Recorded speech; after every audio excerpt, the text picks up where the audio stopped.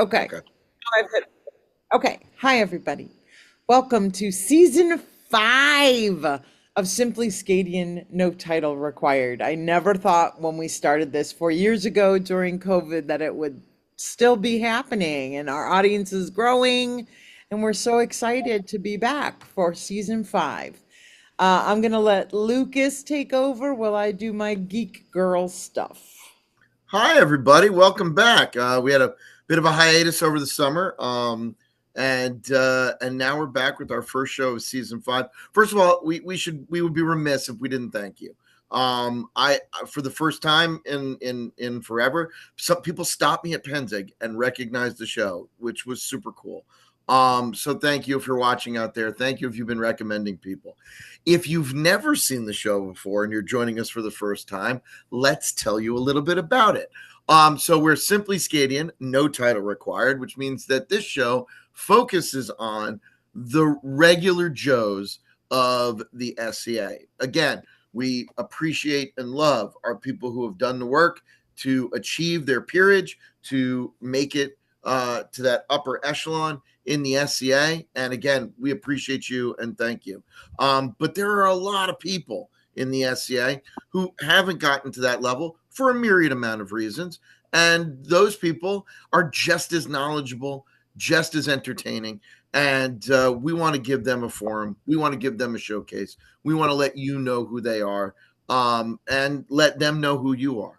So how can you do that? Well, hop on that Facebook page, Simply SCAdian, no title required, and you're going to look for the form on there where you can recommend a guest to us. You know somebody in the known world who you think we should talk to, somebody who's got an interesting, like, SCA life story, somebody who's got a great talent for doing something, making something that might be even out of the ordinary. I have to tell you, in the 5 years, 4 years, and now going on to the fifth that we've been doing the show and that I've been apprenticing for Zoe, I still feel like the newbie. I ask a lot of newbie questions. I've met some of the nicest people on this show, and just some of the most interesting things that I've heard. So again, it doesn't matter what you do in the SCA, it has value, and we would like to showcase that. So hop on that Facebook page, let us know. But tonight, season 5, Ep 1, here we go. Tonight we're going to showcase for you Timothy of Sherwood, heretofore known as Tim, and he has got a slew of awards we're going to talk about tonight. Just lot of service, just in our chat in the green room. Just a super interesting chap. So I can't wait for you to get to know him too. Let's talk a little bit about him. Obviously got an AOA. Golden. We're going to go through what these are, everybody, if you're not from his neck of the woods. A Golden Link, Order of the Children of Saint Ferdinand. That is a great one. Order of the Gilded Griffin. Order of the Gray Goose Shaft. All right. In the East, he's a member of the Order of the Moon and a fellow brother of the Order of the Silver Brooch. So, Tim, welcome to the show. Thank you. Thrilled to be here. All right, Tim. So we're going to kick this off, as we always do, with our traditional question and then see where the night goes. So how did you find the SCA? Well, it's one of two things, seeing as it was at least 1988 that I got in. I wish I remembered. There's something else that's lost in the memory bank that puts it a little earlier than that, but I still have, alas, it's not with me, what's called a ticket. It says right on there, a ticket for my first or second SCA event, which was in Western New York State, which we call the Hale, the Barony of the Ridderich Hale. It was Ice Dragon. And so one of two things happened: either just rubbing shoulders with people in science fiction fandom back then that were also in the SCA, and folks told me, I just don't remember, or going to a modern archery range and shooting there a little bit and saying, do you have anybody that likes historical archery? And they're like, oh, well, the SCA comes and practices on, I forget which night. Like, well, I know when I'm coming back. And so sorry, I don't know that more specifically. I've for years wished I could remember better, but one of them two. And the other event that I went to back then, I only remember, I don't have any paperwork for it, which means they probably didn't put any out, because I've saved stuff for science fiction conventions for years before that. Saved every scrap of paper I got in the SCA too. That was my favorite title for an event, The Event for No Reason, which was in, I think, Niagara Falls, USA, because there's Niagara Falls, Canada. And they did two things there that I've been asking people about to see if anybody else ever did it. And I haven't found out. And I've been asking for single numbers of years since I moved back here. I live about a day's drive from where that event was held. And that is, as far as I know, it's society wide when they have court and they have newcomers welcomed at court. They just say something to the effect of, for all those for whom this is their first event, please come forward. Not so at this event. What they did is they brought us up in twos and threes and ones, in my case, to be introduced directly to the royalty. And then the other thing they did, I'm gonna have to back up in the day. I was told, "Oh, Tim, we have something called the booty box, like pirate booty. There's a big old chest full of what we now call largesse, stuff to give away to people that will appreciate it and or are deserving." And they just opened that up early in the day and showed me all these wonderful things. The two things that jumped out at me immediately were these bicockets, as these hats are called. For years, I called them archer's hats, and then got educated. And like, oh, cool, there's a name. And so I just gushed. Being autistic, I missed a lot of social cues, and so I dropped major hints and was oblivious to the fact that these would be seen as hints. First, I said, "Oh, hey, can I get a picture of me in one?" And oh, sure. So that happened. And then a little later in the day, I had the thought, "Oh, my mom's an amazing seamstress, just for her own purposes." I said, "If I get a pattern of that, Mom will help me make one, or mostly make it." And so they obliged me on that mark too. And then when I got introduced to the royal, she just pulled out the two and said, "Which one do you want?" And oh my goodness, that was such. There's a word not well known enough. I had a frisson, FRISSION, intense rush of emotion is what it is. You could have knocked me over with a breath. And I absolutely loved that for all the years I had it. And then another one of my autistic curses, even the most treasured things in my life, sometimes I lose. So after that was gone, I made a point of looking, and I ended up buying a bunch of these at Penzic and other places. So I have a whole stack of 8 of them now, different colors, and that way, heaven forbid, one should go missing again. Well, actually, one did, but I imagine a prankster at work actually threw it out. She was known for doing all that, but no big deal that time. So, yeah, have you guys ever heard of a booty box and an introduction line?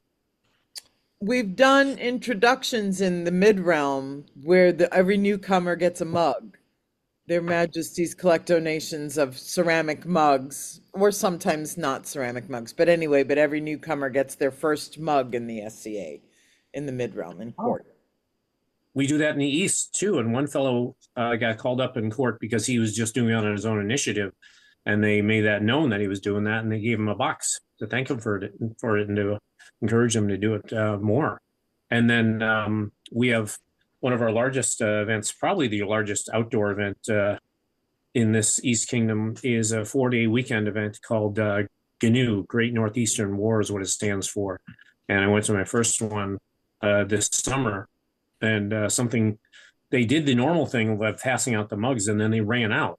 And the king said in that moment, everybody meet me here that didn't get a mug and after court, and I'll make sure we get your contact info and make sure you get a mug. Well, I had done what I do when my anxiety disorder allows. I'll just look for somebody sitting alone and go, "Hi, my name's Tim. What do you want to know?" And I'm talking to her through court, or him through court, or them through court. And so that lady didn't get a mug. She had grown up in the SCA, her dad being a merchant, but this was her first court.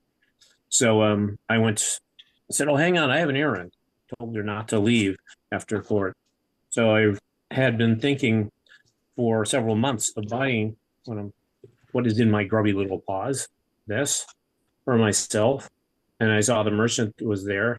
So we're trotting down to the merchant intending to buy this and buy one for her. As soon as I told him what I was planning, he said, "No, just take one." I said, "Well, will you let me buy one at least?" And so that went really well. And I was really pleased too, because the king was hanging around after court, and we got to tell him, "No, you don't have to worry about her. She's got one." And wonderful saintly lady I hardly know, Colette d'Avion, She's And amazing. me, I'll make sure you get a mug. Don't worry about it. And I was really pleased that we managed to get Colleen's ear and say, don't worry, I'll sort it out. And on top of all that, right after court, I said, why don't you come down to the merchant with me and you can thank him. And if you'll see one that you like better, then you can swap them out. And I told the merchant too, yeah, I told the king about that. And he's like, oh, no, no, now the king knows I'm in trouble. Like I called up at court or something. But yep, I like this one especially because it's in my heraldic colors. Nice. And this is where you're supposed to ask me what the colors are and what my heraldry is. Well, there we are. Aren't Awesome. you glad you didn't? Wow. Yeah, So, that's so archery is what got you into the SCA, your love of archery? yeah, it was a big thing, but I love the whole idea of when we recruit sometimes, my friends and I will say we do the Middle Ages the way they should have been. And when I was in grade school, I was doing a little research on my own. And I love that idea of well, I'm going a little ramble, not too much of a one. One of the reasons I loved Lord of the Rings so much when I slugged through it in high school was Faramir, because he's talking to our heroes, Frodo and Sam. And plot spoiler, folks, if you haven't read it or seen it, they changed the movie for Faramir. In the book, um, he knows Frodo's got something of great power. He doesn't know what, but he says, whatever it is, I wouldn't take it, even if I had the opportunity to. Then Sam slips up and, spills the beans. Yeah. From the moment he saw it, I'm convinced Boromir wanted the enemy's ring. Oh, save me. And then Faramir says, even though I just said that casually about not taking it, I would take it as an oath. I'm like, oh, thank you so much. Being autistic means that I rely much more heavily on the spoken word for communication. I miss the nonverbal body language. Like I learned, if you want to show that you're paying attention, you tilt your head. So when you see me doing that, that's not just natural. That's me going, oh, I want to show them, do that thing, and looking people in the eye, look them right square in the forehead or the nose tip.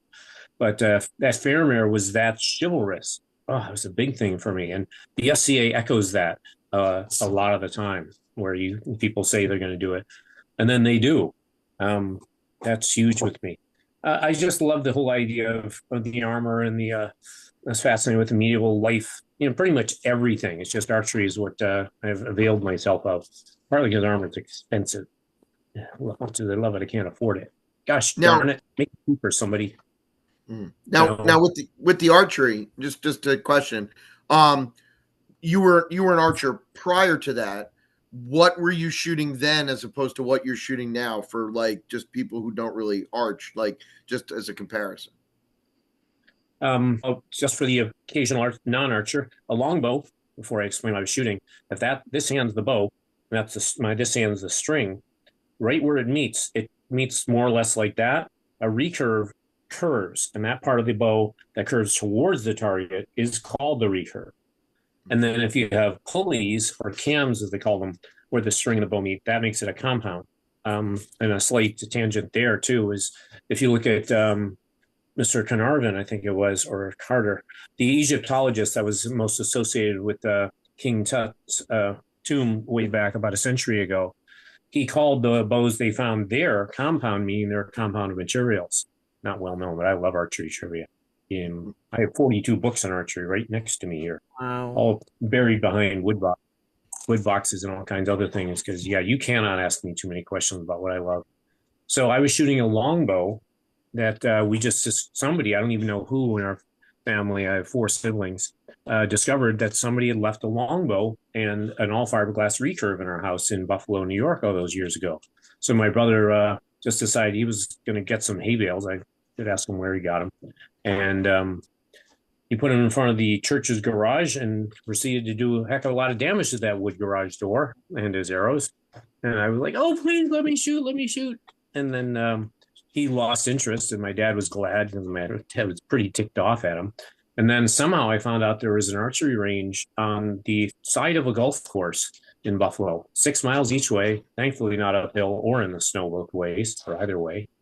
And then sometime after I was over there, somebody told me Oh yeah, the University of Buffalo has a range, and they don't care who comes and shoot. It's for the students, but they don't police it.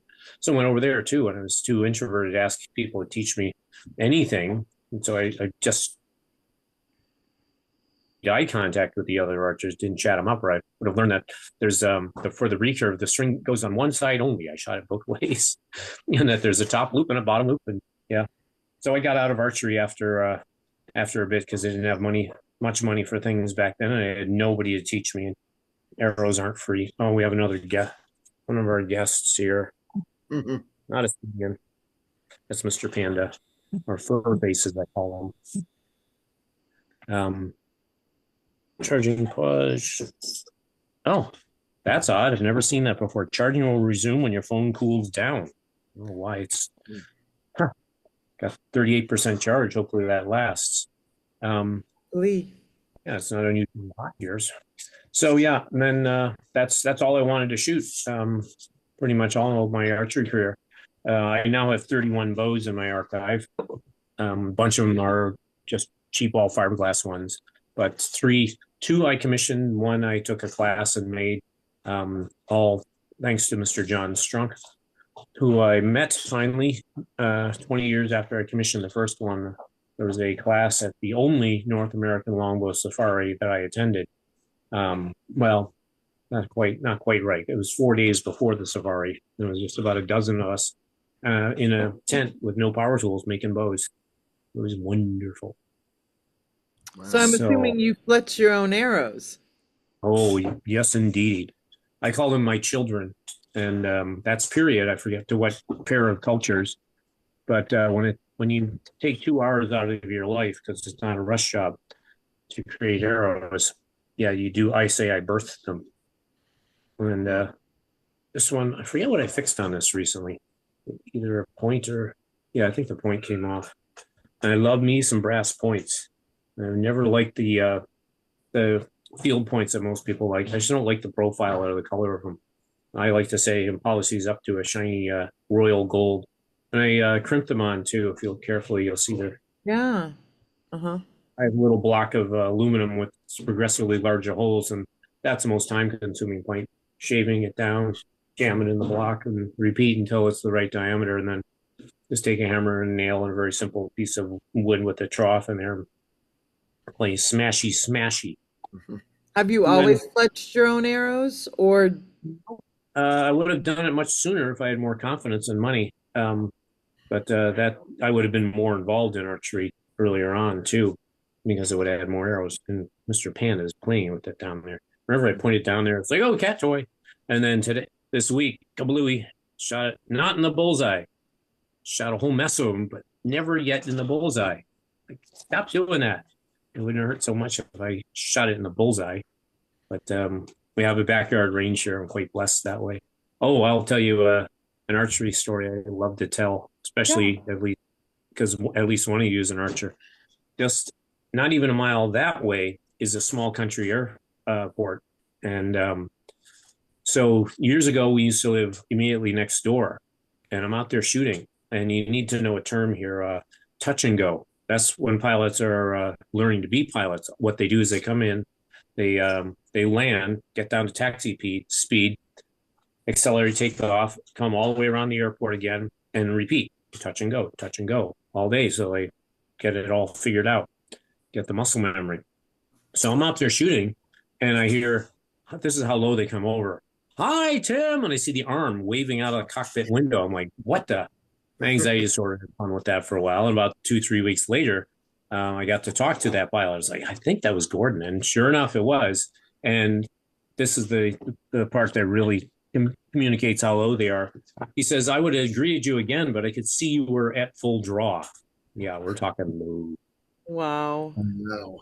I also have told many a person over the years here that, yeah, I know, simple matter of fact, that I could hit those planes if my aim was right. They're that low because it's called clout shooting. And that's a minimum of 100 yards from shooting line to target is maximum of 250. And yes, for accuracy. So we used to be in the wind shadow where we did that in a suburb of Buffalo, Orchard Park. And so we'd shoot them in nice steep arcs. So I've seen them do that more than at Penzic. I'm like, yep, could hit him.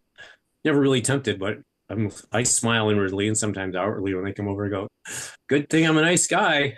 And if you look at the book Brazilian Indian Archery, there's a couple of pictures in there. One is taken from the plane as they're going over the city center, and there's a whole bunch of archers shooting at them. And the other one is, I didn't count, but dozens of arrows stuck in the underside of one of the bush pilots' plane. They Wow. don't like the bush pilots coming low. Wow. Uh, So when you're at Penzic, do you spend most of your time on the archery field or do you have other things that you like to do? I've been to 4 Penzics, and because of money and other factors, I don't know if I'm going to get back again. One of the factors is I'm really tired of driving 10 or 11 hours alone. But no, I don't do much time on the archery range because even though they do all kinds of wonderful things, my preferred time to shoot is when the heat of the day is just starting to wane around 5 o'clock, and that's when they shut down the range. Oh. Bless my friend Nicholas Freer ran from Atlantia, but he got clearance to teach a class, and that's what they did for insurance purposes. It was just 3 of us went down there and shot at blank targets. Like, this is great because Penzic doesn't have shaded shooting lines. And another curse of my autism is I have a narrower range of temperature comfort for full body. I can jump in a pool with people and say the weather's fine, the water's fine, and I'll think, "What are you, crazy? I'm getting flash frozen here." And so, yeah, don't like the heat at Penzic. So I'll hang out in the hospitality tent, which they just started a year or two ago, or 3 maybe, at Penzic. That's great fun. And I'll bring in a sun umbrella and watch people shoot, but I don't generally do a lot of shooting there. Partly too because I can shoot at home and know I'll get all my arrows back. So yeah, it's I like watching the clout. One year they did a great pair of things. The champions team got to shoot at the novelty target, and that was the Eye of Sauron. That was the bullseye, way up 100 yards uphill. That was seriously cool. And I saw very few people were able to hit the eye. I mean, I didn't measure it, but I would say it was a couple yards across, if memory serves. And then for the Poplar shoot, you could shoot. They had a ballista, for a crossbow on steroids, just a siege engine. Sorry if I'm being a bit pedantic to the old timers or the well informed. I just don't want to leave anybody out. I hate that when people won't ask, and everybody remains ignorant in these kind of circumstances. So what do you guys want to tell me? What awards you guys have earned? You talked about mine. Lucas, go ahead. Well, I was going to say we haven't really deep dive into yours yet. I'm super new. I got my AOA, and I got the Order of the Silver Brooch. That's kind of where I'm at. Award, and I have for my barony, I have a bronze tower for service. So. Oh, thank you. And what do you make that got you the silver brooch? Because for those listening at home, that's I was a co-director for a wonderful project during the pandemic, which was called the Beowulf and Ethereal event, where I think somewhere in the ballpark of 50 bards or so did a 2-night event where we read the entirety of Beowulf for when it's on YouTube, and I had the honor of directing His Majesty Tyndall, and later on he awarded me my silver brooch, so it was very nice. Right on, congrats! Yeah. It's a great moment to see that. That was during COVID, so we had all ethereal courts. Yeah. So I want to ask you about one of yours because I just really like the name and I don't know what it is. Children of the Order of Saint Ferdinand. What is that for, and how did you get that? Well, I'll tell you the scroll. It's on the wall. And anyway, my phone is that's really hot in my hand. It's not charging. It's basically, we love you and you're leaving the barony. So there's just a farewell scroll. Oh wow!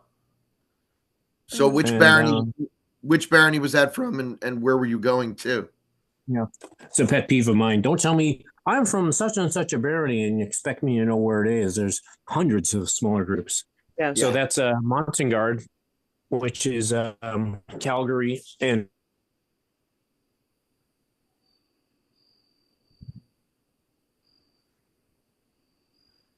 Uh-oh. Uh-oh, yeah. Tim, if you're still with us, you froze. Um,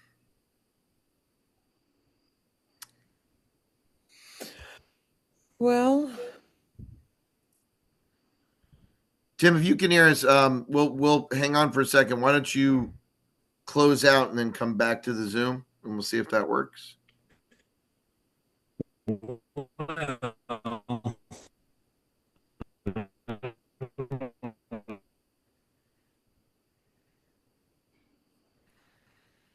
you're still frozen.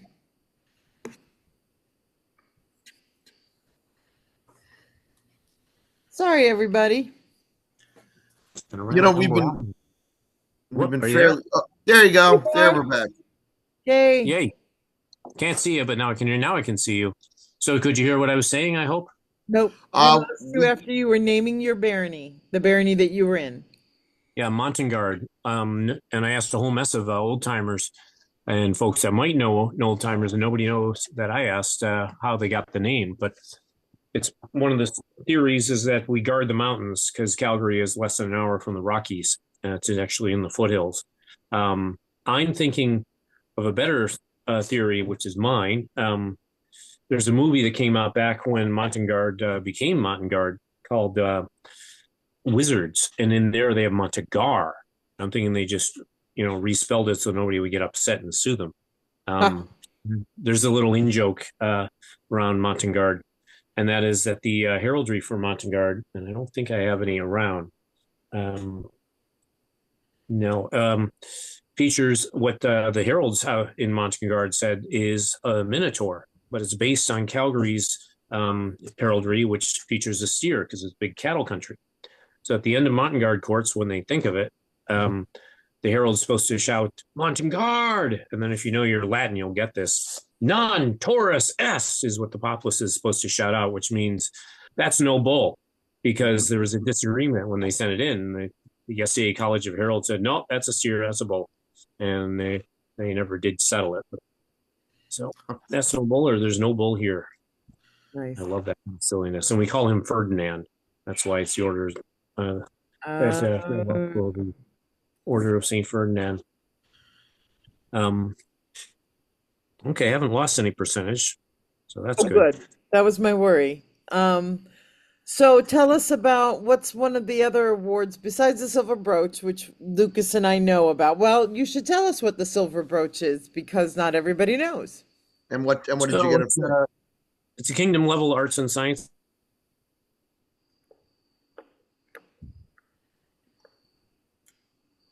You're frozen again, Tim.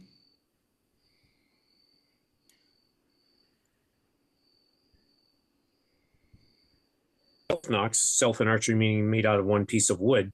So I do period knocks, and that's what I prefer to shoot. Even though they're a royal pain to fix when you shoot them off. That's when I don't prefer them. And I don't know if I have one. Oh yeah, I have one of the more labor intensive ones here on my pile of. Someday I'll sit down and fix these guys. When you reinforce them with purple art like I did there, they're much more labor intensive to fix the way I do them, because I just mill one piece of wood with files and sandpaper and hopefully no cursing. So over the silver brooch, yes. I also do for presentation arrows, because I don't shoot war poundage, arrows that are about as thick around as my index finger there. So put that next to it. So thicker than that, about a half-inch thick at the thickest. I start with boards, and I don't use power tools or sandpaper to make my shafts in a plausibly period process, because sometimes people look at my process and my tools and such, and they'll say, oh, is that how they made arrows? To which I usually reply, no, I don't know. I know they could have, but I don't know that they definitely did, because my understanding is that literacy rates were about as bad then as they are now, and paper was expensive, and also it was guild secrets. I focus on the 100 Years of War for my fletching. So you didn't want the French and the non-guild members knowing how you made your arrows, because they could, do bad things if they were the enemy, and hurt your commerce if they were your competition. And there are still Fletcher's guilds over in England, but only some of the members are actual arrow makers. Some are just doing it for community purposes, according to what little research I did. And one of the guys wouldn't answer me. I don't know what's wrong with his email. Been trying to find out about what's called a shooting board. It's a board with a groove full length. You put your square arrow shaft blank in it, and you work on it with your planes. He says that there was one that was found on Henry VIII's flagship. He's storied and much written about Mary Rose, but I've never found an image. And one of these days, I'll probably finally send off a message. Hey, do you guys have a picture of that? Because I feel bad about bugging those overworked and underpaid people that work at such places. The Mary Rose Trust. That's where the Mary Rose, what's left of her, still is. And they got over 19,000 artifacts off of her. But they didn't put a picture of that in any of the books I've gone through. And I've gone through, I don't know how many there are, but I have two of the really expensive ones and two or three of the less expensive ones. Before the Mast, if anybody out there wants to look that up, that's got all the peaceable stuff. And then they have Weapons of War. And that's got all the cannons and guns and the sword hilts. I was fascinated to learn some years ago that when a ship goes into the seabed, the metal doesn't survive, but the leather goods and the fabric do. And a real earthy thing that I find fascinating was they found the comb. That wasn't so unusual, but there are bugs still on the comb from the Mary Rose knits. Wow. Like, that just is a jaw dropper for me. I know a couple people in the mid realm who are fascinated with the Mary Rose, and one of them, she's engrossed into games. So they found, was it Goose or another game that she's taught me? Strawberries. I know She they got found a backgammon board on the Mary Rose. so she's Yeah. talked. She's done a lot of and I know I have another friend who's done a lot of research into the Mary Rose, and it's never been my thing being Hungarian. That's not my persona, that's not my time period, but I am a little bit English in my genealogy, so it would be interesting to do some research, especially to find what you were talking about. Yeah. Hungarian. Yeah, I wish I remember something about the Hungarian. Some little tidbit or something, but nothing's coming to me offhand. And please point those people at me on Facebook. I'd be thrilled to share Yeah. the interest in your So rose. that was my question. Do you have a blog or anything? No? No, I post stuff on Facebook, and I was shocked a year or three ago. There's a wonderful SCA Facebook page, SCA Target Archery, and apparently they think I'm a group expert, partly because I just posted enough, I guess. Just waiting on answers. I'll show you one thing that was made for me. I asked my friend Takara here in the East, because after I found out that she does period bookbinding, hey, how much would it cost to make me what I imagine they had, but I have yet to document it? Just makes sense to me. That some rich person in Tudor England, and mind you, both Henry VIII, well, not both, three sovereigns, one out of period. Victoria was an avid archer, and so was Henry VIII and Elizabeth. So it makes sense to me that they would have been literate, and they also might have, or certainly could have, had their own archer's journal and scorebook. So I said to my friend Takara, let me know when you know. She said, I'll have to go to school and learn a bunch of stuff. I can't do that with all period materials yet. So, was it 2 or 3 years later, she came to visit, and she lives about an hour away. And she said, I have something for you. I had it at Penzic. And she didn't want to bring it out to a camping event. I'm just going through some paper here. Let me see. No, not that. So anyway, she said she pulled this out, and she did it all with period materials, tools, and techniques. And she's got tools that she's had made for her. So it's not much to look at if you don't know the scribal arts, because it's all white. But I did the Tiger of the East on the cover. And once I get compatibility tests done, then I'll be coloring it in. I haven't written anything in it. And this is one of the things I just posted recently. Besides scores and equipment used, what do you put in an archer journal? And that's a day or two ago, and nobody's answered me, because it took me something like a dozen hours to do the lines. It's got 170 some pages.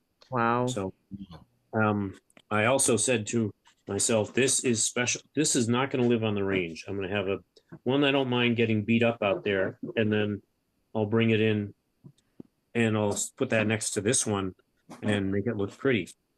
And I love to decorate.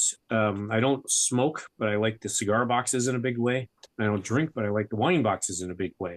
So I get them and I sand off stuff, and then I put on whatever I want. And one of the things I love about the SCA is there's a lot of Tolkien and fantasy fans, and Tolkien is one of my, well, I wouldn't say that. He is my favorite author. So I decorated this one especially. Is that And pyrography? Is that wood burning? yep, Or is that yep, carved? Oh, so you did burn it. yeah, Nice. I used a modern wood burner, and I haven't been able to find anything about how they did it way back when. Um, but I'd love to. Um, so I'll zip through this little bit of info. The outer cover is calfskin vellum. The end pages are sheepskin parchment. Thongs and ties are alum tawed, Tawed, sheepskin. The thread is Irish linen. The pages are Gutenberg paper by Hanum Mell, which is a company founded in 1584. Commonly known as a limp vellum binding, it was developed after the invention of the printing press to meet the demands of the number of books being produced was common through the 16th century. The famous Voynich manuscript is in this type of binding. And then another thing I like to do, especially with something this valuable, even though it doesn't travel much, is put my contact info in there so that, heaven forbid, it should get lost and Right. get it back. Yeah. So I'll show you the bindings too, if I can get it to open up with one hand. Nice. Wow. And yeah, you just bowled me over with that one. What a sweetheart.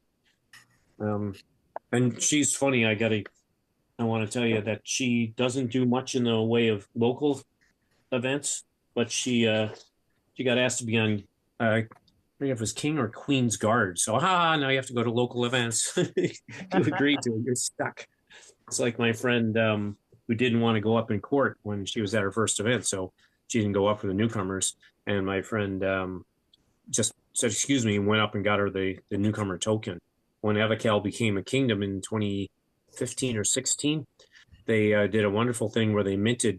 I'm guessing it must have been at least hundreds of little tokens, coins, and just passed them out. Inga Inhratsluga, a wonderful lady out there, and she would go to events with a big sack full of them, looking for people who hadn't gotten them yet. Have either of you guys been to an event where, okay, we're switching, we're no longer a principality, now we're a kingdom? I call it the changeover event. I went to the beginning of Eldamir as a kingdom. I went to that Oh, event. oh, do tell. Unless Oh, this it is was not. just it was just beautiful, long, but beautiful, and the people of Eldamir were in tears. They were just so moved at becoming a kingdom, and it's Eldamir will always have a special place in my heart, and the people of Eldamir are really special to me. Did Just they make anything to commemorate that? Because they made a honking big scroll with I all don't the remember. I do not remember. oh well.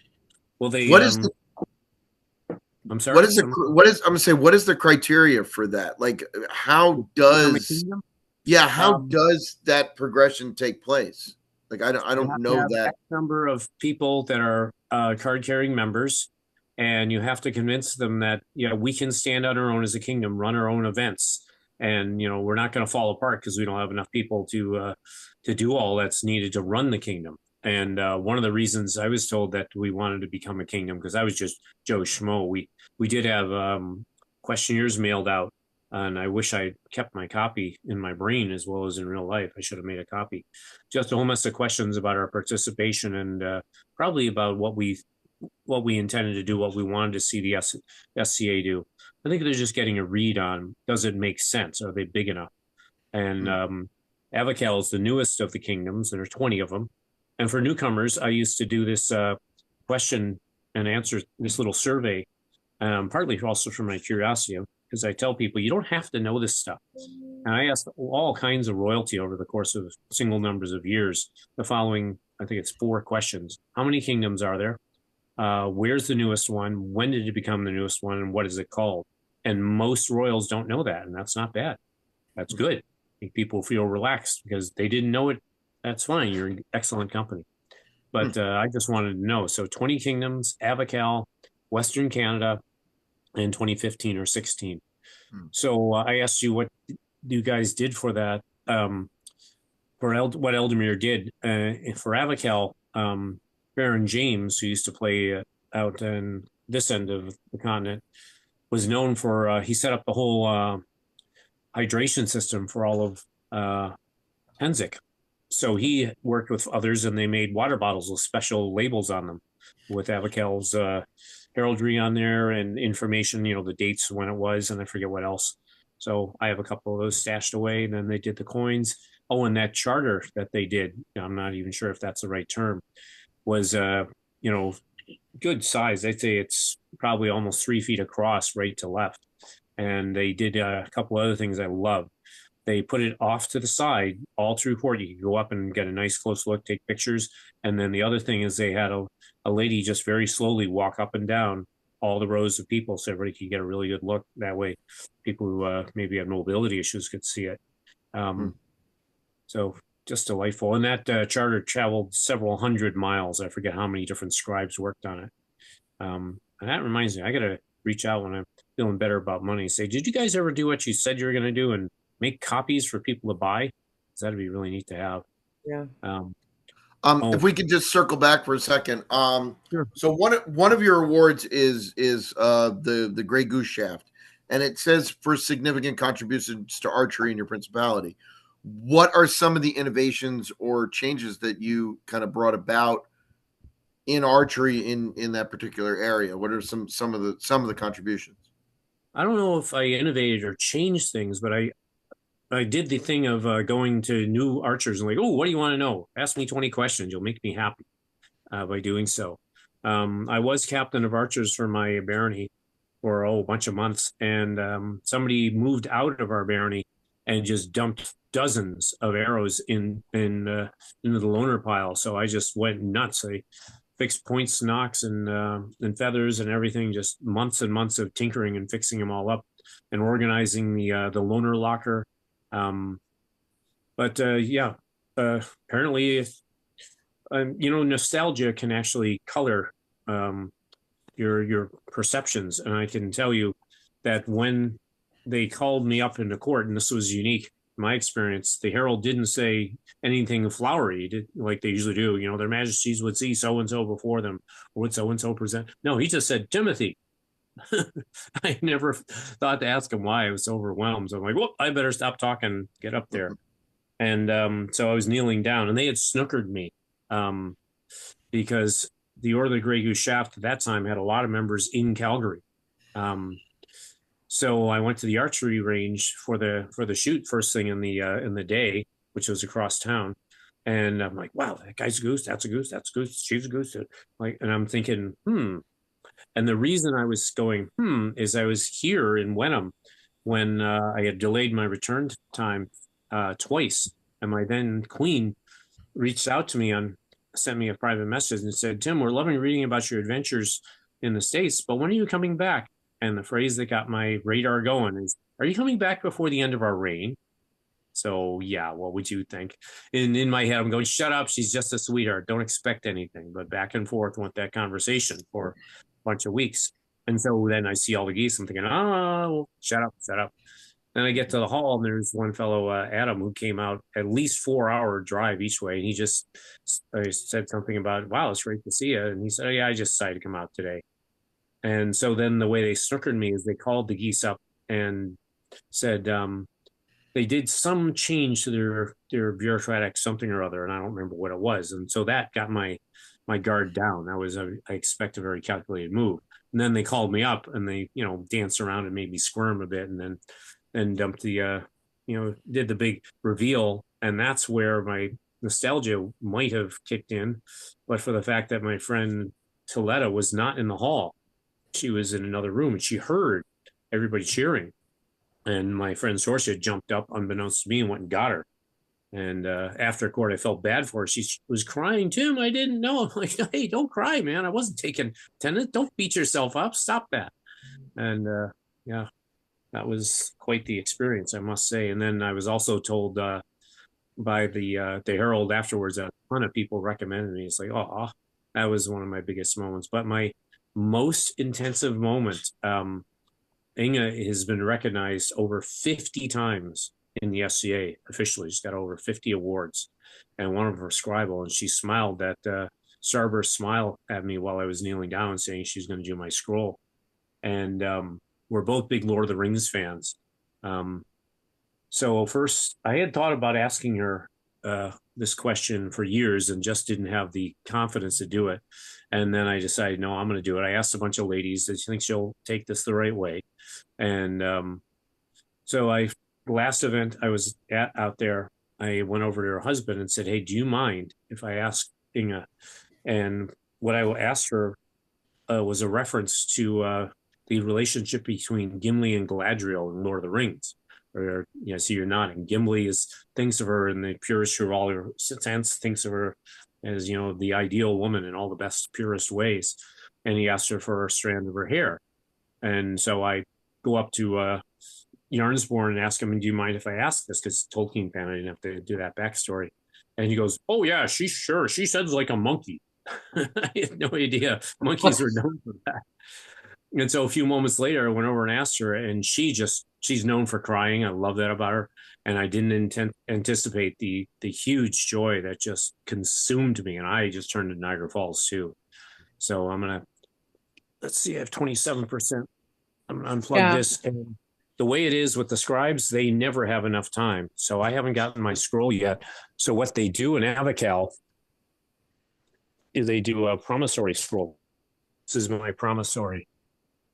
Wow. Yeah, look at that. Seal. I think that's hilarious and wonderful. So I've put it up on the wall. So when I get my scroll, things go as planned, then I'll get 3 of her. And happily, she's blonde, so she's got golden tresses too. She's just a sweetheart. If you get to knowing at all, you'll love her too, or your heart's broken. All right, so we're almost out of time. So we're gonna ask the last question. What can the SCA do better in your mind? Wrote down 4 things actually. Leave politics officially out of the SCA. I'm fine with people talking about anything, but when I'm there, I don't want to hear agendas and such. And indeed, I talk politics, but it's on a one-on-one. I don't want to see it officially. And I'm fine talking about politics, and I'm fine with people getting angry. But if you can't be nice when you're angry, next subject, please. And one of the things we already talked about that I encourage people to do in and out of the SCA, take notes to avoid interrupting people and to keep from forgetting. Be quiet after midnight. I have trouble sleeping when people are drumming and shouting and such. I'm fine with people staying up that late. It's one of the reasons I'm not too keen to get back to Penzic. It's not just that, it's got an interstate right next to it. No matter which of the 4 places I camped at, it was still noisier than I liked. Nothing against them. Nobody's malicious that way, but and finally, artists. I've had various artists say they're going to do stuff and then it never comes through. So, and that's not just artists, that's people in general. Don't say you're going to do X and then not do it. So I'm really picky. I used to be really bad about that, promising things without stopping and going, wait a sec, what's involved? What am I getting myself into? So when people ask me stuff, I'm much better about that than I was. So what do other people say that we should do better? A lot of the focus is on be more welcoming to new people. That we should be trying to attract new people and keep new people.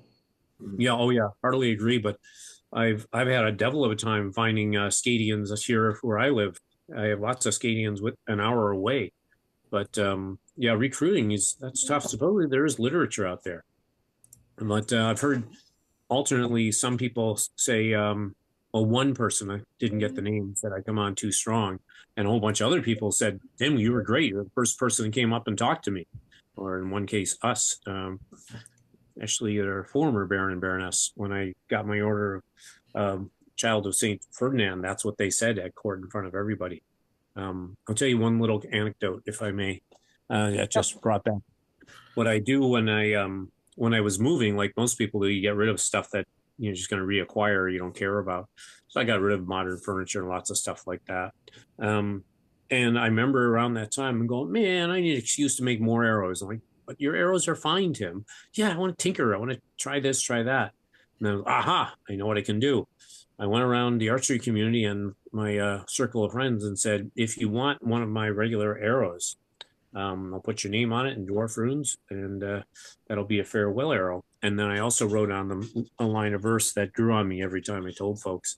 And now it is near and dear to my heart, even though it's bittersweet because I haven't seen anybody from out there except briefly at Penzic in just a couple of cases. And not wonderful folks, but not folks I was super close to. And so I wrote, though like an arrow, I will soon speed away. It is my hope that we'll often soon be reunited, as is Archer with arrow. And when I gave the first two arrows I made from boards, I gave to Inga and her lord at court. And yep, made Inga cry. That was great. I can't wait to meet her one day. Oh, there was a great moment at Penzic because they live in Edmonton, Alberta. So basically go to Montana and drive 7 hours north, and then you'll get to Edmonton. So yeah, long way. Whoa. So the one Penzic they went to, they all the different royals got up at closing ceremonies, and Alassa wasn't there that year, and said whatever fitting words or other words they want to say. And since they were the most, they're from the 20th Kingdom, they were the last ones up there. So Yarn's board said, "Well, since we're up here, I declare that Abigail won Penzic." Nice. And another All Penzic right. moment. We're out I of would. time. Thank you so much for being our guest. Oh, Um, thank you. again, we were talking with Timothy of Sherwood, but you can call him Tim. Any closing Sometime. words, Lucas? Well, okay. So again, I want Tim. I want to thank you. I mean, you are. I mean, I would Fascinating. love to just sit, no time limit, and then just listen. Like you, I love listening to you. You're. I have to say, and I'm not disparaging anybody from any of the first four seasons. I honestly think you're the most passionate person that we've had. You're just love of it is just inspiring. Yeah. And you should know that. Thank you. Everybody else, up your game. Look at he's this side for me. Look at Tim, up your game. We want your people on here. So again, hop on that website. Let us know. We want to talk to more people like this. We need to know who's out there who loves being in the SCA, who loves what they do, and we want to hear from them. Thank you, everybody, so much. Thank you. Hey, You call me anytime, man. Both of you. I spend too much time alone nowadays. I love to do more phone chats. So take care and thank you so much for doing me a great honor. I had a Thank great Thank you. time. you. Again, you've been watching Simply Scadian. No title required. We'll see you in 2 weeks.